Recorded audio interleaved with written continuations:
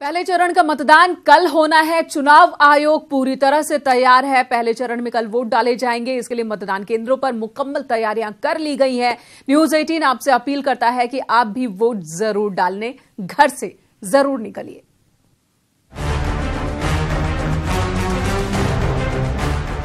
दो 2019 के महाभारत की रणभेरी तो बहुत पहले ही बच चुकी थी। अब बारी है निर्णायक लड़ाई की और इस लड़ाई में सबसे बड़ी योद्धा है हिंदुस्तान की जनता। लोकसभा चुनाव के पहले चरण के लिए कल मतदान होगा और इसके लिए चुनाव आयोग ने तैयारियां मुकम्मल कर ली हैं। डिटेल में क्या आपको बताऊं, मेरे साथ अपर मुख्य निर्वाचन अधिकारी खुद हैं BDR तिवारी जी। सर, सारी तैयारियों को अब मापने का वक्त आ गया। कल फर्स्ट फेज का पोलिंग है।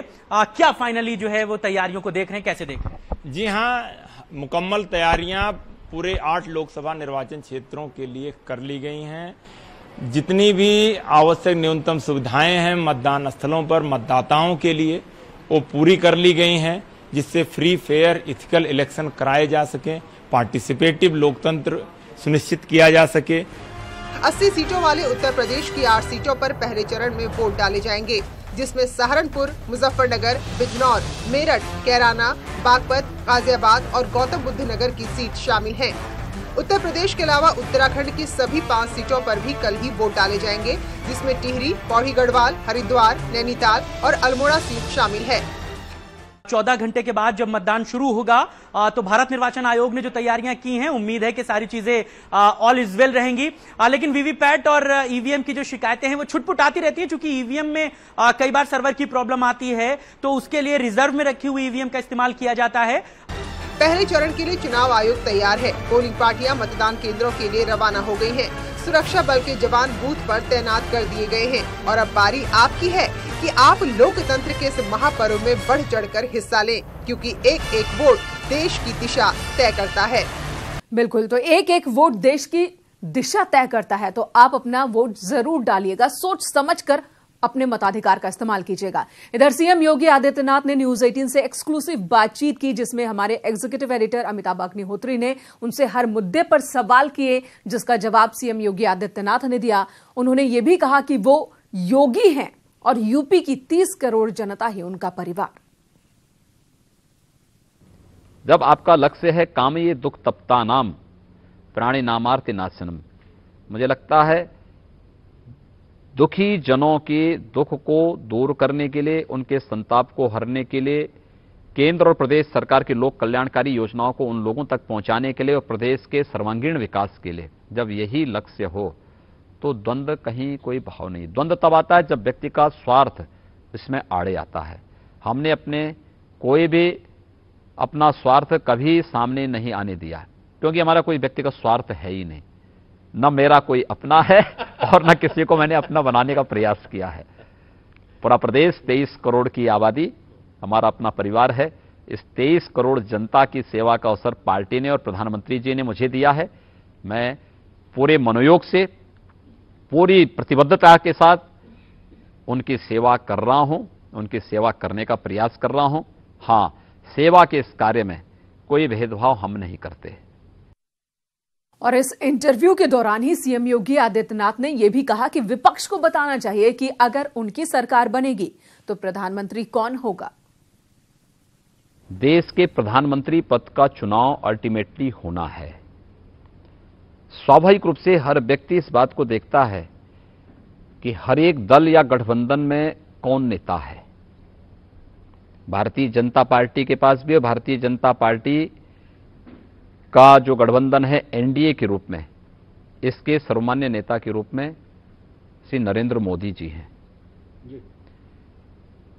कांग्रेस पार्टी का कौन नेता है, कौन कांग्रेस पार्टी के प्रधानमंत्री पद का प्रत्याशी होगा, कांग्रेस ने अब तक साफ नहीं किया।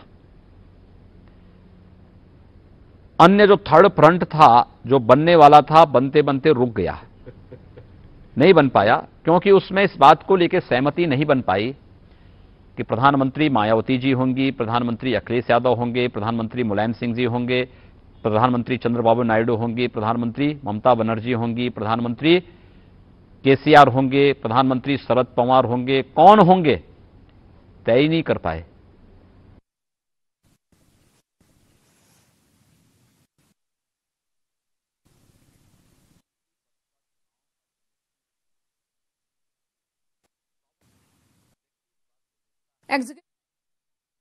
देश के प्रधानमंत्री पद का चुनाव अल्टीमेटली होना है। स्वाभाविक रूप से हर व्यक्ति इस बात को देखता है कि हर एक दल या गठबंधन में कौन नेता है। भारतीय जनता पार्टी के पास भी, भारतीय जनता पार्टी का जो गठबंधन है एनडीए के रूप में, इसके सर्वमान्य नेता के रूप में श्री नरेंद्र मोदी जी हैं। कांग्रेस पार्टी का कौन नेता है? कौन कांग्रेस पार्टी के प्रधानमंत्री पद का प्रत्याशी होगा? कांग्रेस ने अब तक साफ नहीं किया। अन्य जो थर्ड फ्रंट था, जो बनने वाला था, बनते बनते रुक गया, नहीं बन पाया, क्योंकि उसमें इस बात को लेकर सहमति नहीं बन पाई कि प्रधानमंत्री मायावती। आगरा उत्तर सीट से बीजेपी विधायक जगन प्रसाद गर्ग का हार्ट अटैक से निधन हो गया। निधन की सूचना पाते ही सीएम योगी उनके आवास पहुंचे। नम आंखों से विधायक गर्ग को पुष्पांजलि अर्पित की। जगन प्रसाद गर्ग लगातार 5 बार से विधायक थे। विधायक को दिल का दौरा तब पड़ा जब वे घर में भोजन कर रहे थे। परिजन उन्हें लेकर अस्पताल पहुंचे और फिर एसएन मेडिकल कॉलेज वहां से लेकर गए, लेकिन इसी बीच डॉक्टरों ने उन्हें मृत घोषित कर दिया।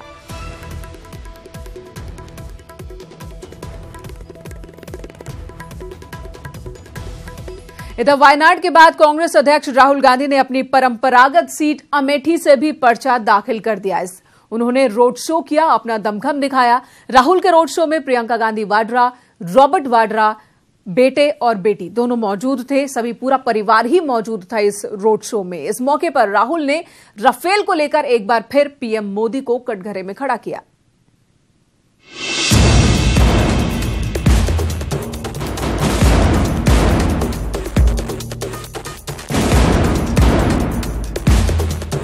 भले ही बीजेपी अमेठी में कांग्रेस के किले की दीवारें दरकाने में लगी हो, लेकिन राहुल गांधी जब अमेठी में नामांकन करने पहुंचे तो उनके रोड शो में उमड़े जनसैलाब ने जाहिर कर दिया कि गांधी नेहरू परिवार के लिए अमेठी और अमेठी के लिए गांधी नेहरू परिवार क्यों खास है। राहुल ने पहले कई किलोमीटर लंबा रोड शो कर अपनी ताकत दिखाई, फिर नॉमिनेशन किया। रोड शो में राहुल के साथ प्रियंका के साथ ही उनके पति रॉबर्ट वाड्रा और दोनों बच्चे भी मौजूद रहे। उधर सोनिया गांधी नॉमिनेशन के वक्त सीधे कलेक्ट्रेट ऑफिस पहुंची। नॉमिनेशन फाइल करने के बाद राहुल गांधी ने पीएम को राफेल पर बहस की चुनौती दी और कहा कि अब तो सुप्रीम कोर्ट ने भी मान लिया है कि चौकीदार ही चोर है। आज सुप्रीम कोर्ट ने क्लियर कर दिया है कि चौकीदार जी ने चोरी करवाई है। सुप्रीम कोर्ट ने एक्सेप्ट किया है कि राफेल मामले में कोई ना कोई करप्शन, कोई ना कोई भ्रष्टाचार हुआ है। नामांकन में रॉबर्ट वाड्रा की उपस्थिति पर केंद्रीय मंत्री मुख्तार अब्बास नकवी ने तंज किया कि पीवीआर सर्कस में अब जोकर की एंट्री हो गई है। वहीं बीजेपी उम्मीदवार स्मृति ईरानी ने राहुल के 2 जगहों से चुनाव लड़ने को लेकर घेरा।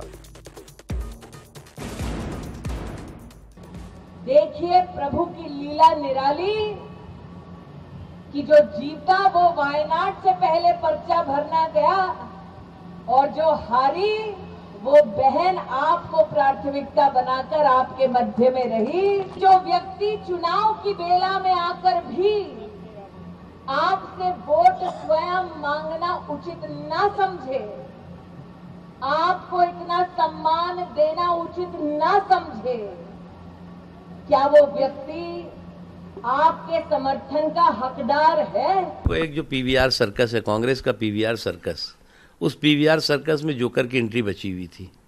वो जोकर की एंट्री भी शुरू आज हो जाएगी, लोगों का बिना टैक्स का एंटरटेनमेंट। पिछली बार की तरह इस बार भी राहुल का रास्ता रोकने के लिए स्मृति ईरानी उनकी माद में घुसकर चुनौती दे रही है और राहुल के वायनाड से नॉमिनेशन को लेकर बीजेपी लगातार सवाल उठा रही है। Bureau report, news 18।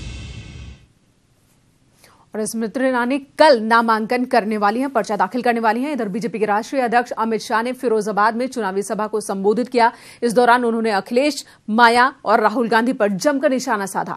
उन्होंने कहा कि जो पिछले 20 सालों से एक दूसरे से नमस्ते तक नहीं करते थे, वो आज मोदी के डर से इकट्ठे हो गए हैं। एक तो पाकिस्तान में मातम होना ही चाहिए और दूसरा सपा बसपा कांग्रेस पार्टी में मातम छा गया। ये छातियां पीटने लगी, छातियां। मेरी तो समझ में ही नहीं आया, मारे गए पाकिस्तान के आतंकवादी ये क्यों छातियां पीटते? क्यों भाई? आपके चचेरे भाई लगते क्या? और 5वें चरण के लिए मतदान के लिए आज से नामांकन शुरू हो गया है। फैजाबाद लोकसभा सीट से गठबंधन प्रत्याशी और पूर्व आईएएस अधिकारी विजय शंकर पांडे ने रोड शो के बाद नामांकन किया। बहराइच सीट से बीजेपी प्रत्याशी अक्षयवर गोंड ने गाजे बाजे और सैकड़ों समर्थकों के साथ नॉमिनेशन फाइल किया, जहां गठबंधन के प्रत्याशी ने कहा कि जनता एक ईमानदार प्रत्याशी को चुनेगी, लिहाजा उनकी जीत तय है। वहीं बीजेपी उम्मीदवार ने कहा कि उनकी सरकार गरीबों, पिछड़ों और महिलाओं का उत्थान करेगी।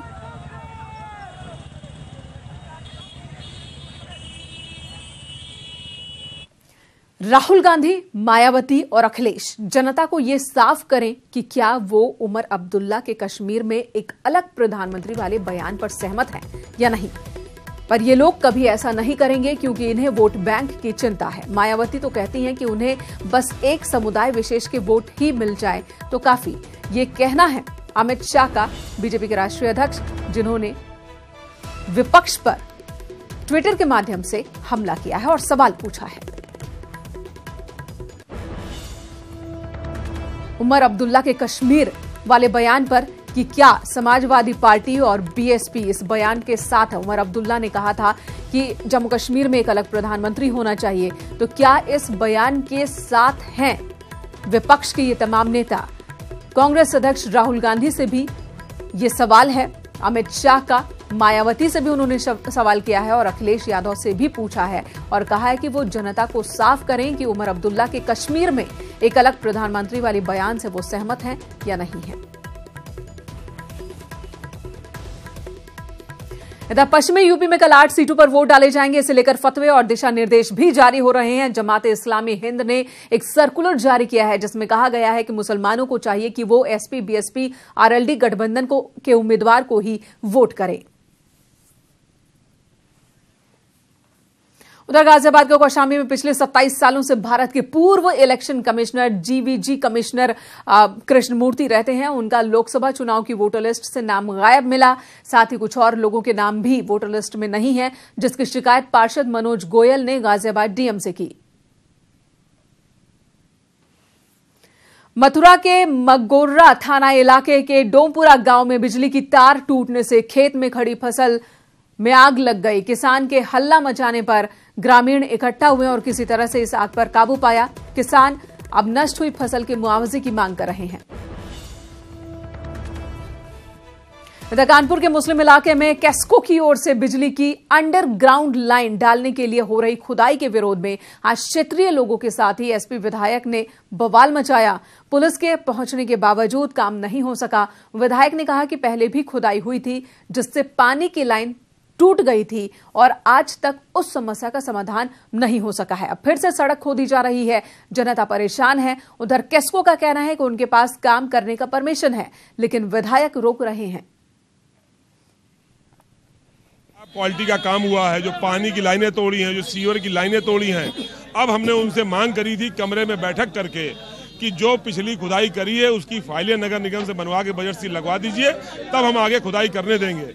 लेकिन और कानपुर में भी सड़क जूतम पैजार हो गया। मामला गन्ने के जूस का पैसा नहीं देने से शुरू हुआ, फिर विवाद इतना बढ़ा कि लात घूसे की नौबत आ गई, जूते तक पहुंच गया मामला। तस्वीरें आप देख रहे हैं, कानपुर के फीलखाना बाजार का ये मामला है। एक शख्स जिसे लोग दबंग कह रहे हैं, उसने गन्ने का जूस पिया, फिर जूस वाले को पैसे मांगे तो वो उससे भिड़ गया। पैसा देने के बजाय जूस वाले से भिड़ गया शख्स, जिसके बाद आसपास के दुकानदार इकट्ठा हो गए और सबने मिलकर इस दबंग की पिटाई कर दी।